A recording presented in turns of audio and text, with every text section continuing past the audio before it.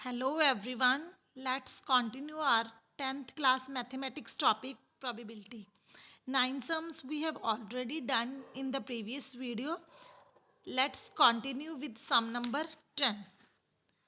A piggy bank contains 150 paise coins, 50 1 rupee coins, 20 2 rupee coins and 10 5 rupee coins. Means कि एक piggy bank है, उसमें 50 पैसे के coin, 1 rupee coin, 2 rupee coin और 5 रुपी कॉइन्स हैं.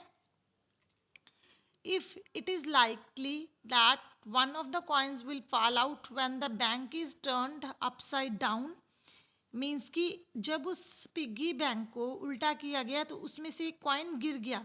What is the probability that the coin will be a 50 paise coin, will not be a 5 rupee coin? We have to find the probability of that.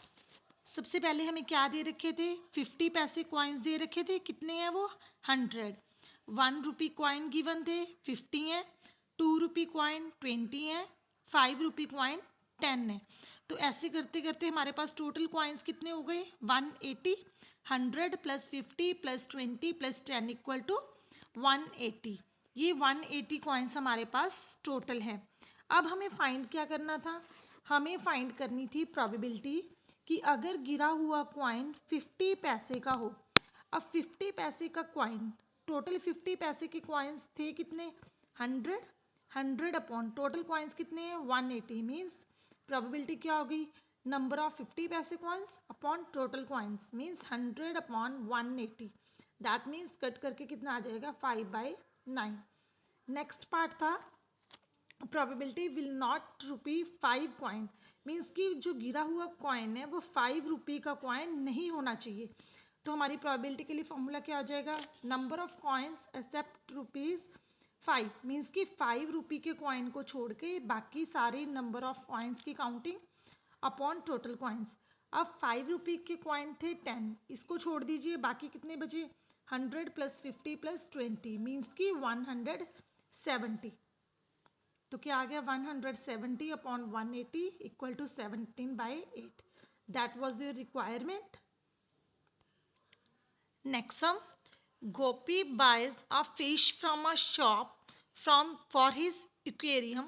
The shopkeeper takes out one fish at random from a tank containing 5 male fish and 8 female fish. What is the probability that the fish taken out is a male fish? Means कि गोपी है, वो एक shop से एक fish खरीदने जाती है अपने एक्वेरियम के लिए. और शॉपकीपर क्या करता है? वो अपने टैंक में से एक फ़िश निकालता है जिसमें पहले से ही 5 मेल फिश थी और 8 फीमेल फिश थी. तो हमें प्रोबेबिलिटी बतानी है कि जो निकाली हुई फ़िश है वो मेल फिश आए, इसकी प्रोबेबिलिटी क्या है, उसकी संभावना क्या है. तो देखिए हमारे पास नंबर ऑफ मेल फिशेस कितनी थी? 5. फीमेल फिश कितनी थी उस टैंक में? 8. तो टोटल फिश उसके पास कितनी थी? 13. हमें क्या चाहिए थी? मेल फिश की प्रोबेबिलिटी. मेल फिश के लिए हमारा फॉर्मूला क्या हो जाएगा? Number of male fish upon total fish. क्यों? क्योंकि प्रोबेबिलिटी का फॉर्मूला ही ऐसा होता है, number of favourable cases upon total number of cases. तो मेल फिश कितनी है? 5. टोटल फिश कितनी थी? 13. 5/13 is your answer. Let's move to next sum. A game of chance consists of spinning an arrow which comes to rest pointing at one of the numbers 1 2 3 4 5 6 7 8 and these are equally likely outcomes. What is the probability that it will point at that parts?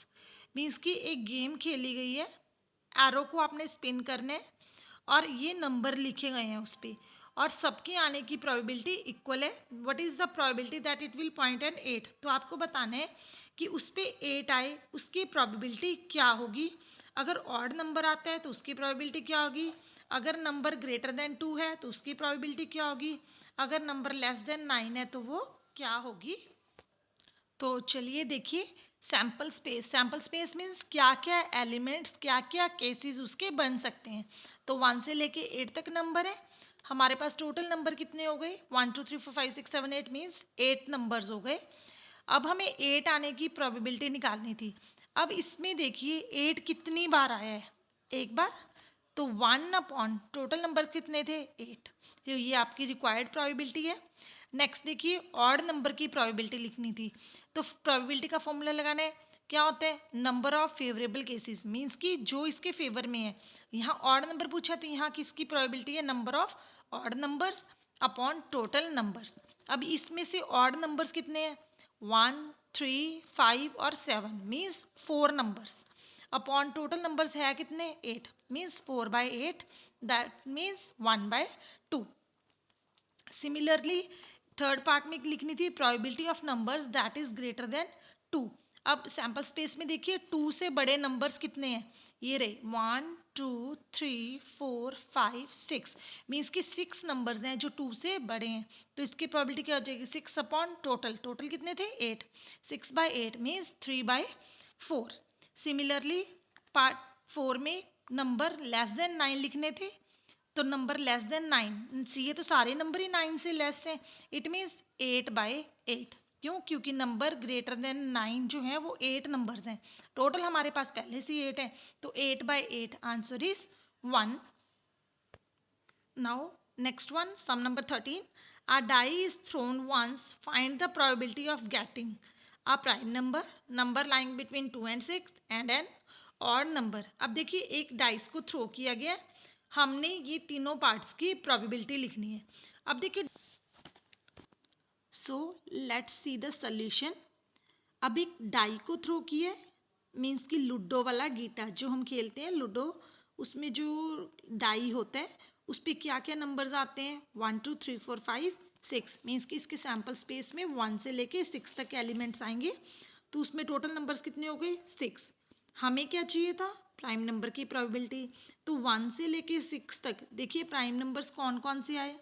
सबसे पहले आया 1, क्या 1 prime होते, no, it's not a prime number, 1 is not a prime number. So second 2, 2 is a prime number, 3 also a prime number, 4 not a prime number, 5 is a prime number, 6 is not a prime number। तो prime numbers कौन कौन से आए, 2, 3 and 5, means जो किसी पे divide नहीं होते, इनका कोई भी फैक्ट मल्टीपल नहीं होता। इस प्राइम नंबर्स मतलब those numbers which have only 2 common multiples, that is 1 and the number itself. इसका कोई भी और डिवाइजर नहीं होता, 1 और इनके खुद के अलावा कोई भी इनका डिवाइजर नहीं है। तो हमारे पास प्राइम नंबर्स कौन कौन से आए, 2, 3 एंड 5, मीन्स 3। तो प्रोबेबिलिटी क्या आ गई, 3 टोटल कितने थे 6, कट करा, answer is 1/2। Second part, numbers between 2 and 6, इसमें से कितने नंबर हैं जो 2 और 6 के बीच में आए हैं, तो कितने आए हैं 1, 2, 3, means 3/6, 1/2 is your answer। I hope you have got the topic। So for homework you have to do the sums 10 to number to 14 number in your fair notebook, and also you have to try to get the knowledge about the different cards of deck, that is your ताश, means कि ताश के पत्तों के जो different different cards होते हैं उसकी आपको नॉलेज गेन करनी है, ताकि हम उसको नेक्स्ट सम्स में यूज़ कर सकें। Thank you, do practice of the sums.